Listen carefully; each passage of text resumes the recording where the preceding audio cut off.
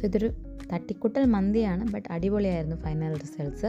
So totally ഒരു 45 minutes എടുത്തു. ഇതിനകത്ത് കുക്കിംഗ് ടൈം എന്ന് പറഞ്ഞാൽ ഒരു 15 മിനിറ്റ്സേ ഉള്ളൂ. അത് ഇൻഗ്രീഡിയൻസ് എല്ലാം റെഡിയാക്കാനാണ് കുറച്ച് ടൈം എടുത്തത്. സോ മെയിൻ വെജിറ്റബിൾസിനകത്ത് ആവശ്യമുള്ളത് capsicum, ginger, garlic paste, spices mainly ചെറിയ ജീരകം, ഹോൾ പെപ്പർ, പട്ട, ഗ്രാമ്പു, ഇതൊക്കെയാണ് ഞാൻ ചേർത്തതിനകത്ത്.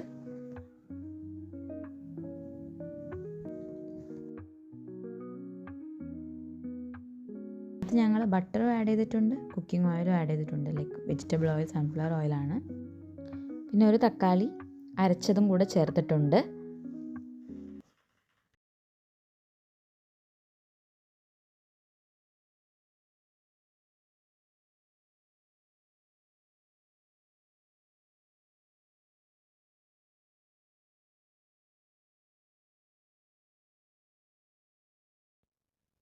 സോ ഇപ്പോൾ നമ്മൾ റൈസ് റെഡിയാക്കുവാണ്.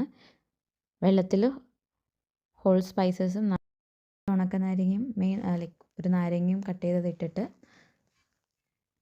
കുതിർത്ത് വെച്ച ബാസ്മതി റൈസ് 1.5 ഗ്ലാസ് ഞാനിവിടെ ആഡ് ചെയ്തിരിക്കണം. അതുകൂടെ ആഡ് ചെയ്ത് ഒരു ഹാഫ് ബോയിൽഡ് ആക്കി എടുക്കണം റൈസിനെ.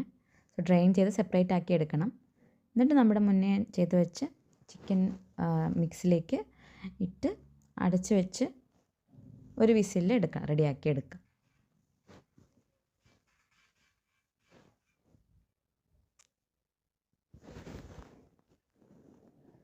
ഞാൻ ടെർമറിക്ക് മേലെ കുറച്ച് ചേർത്തിട്ടുണ്ട്, വെള്ളത്തിൽ നനച്ചത്. ഇത് ഞങ്ങളുടെ ബാൽക്കണി വ്യൂ ആണ്. കുക്കറിലൊരു വിസിൽ വരുമ്പോഴേക്കും ഞാൻ ഞങ്ങളുടെ ബാൽക്കണി വ്യൂ കാണിച്ചു തരാം. സോ അത് കാണുന്ന ഒരു ചർച്ചാണ്. സോ ഇപ്പോൾ ഇവിടെ വിൻ്റർ സ്റ്റാർട്ട് ചെയ്യാനായി.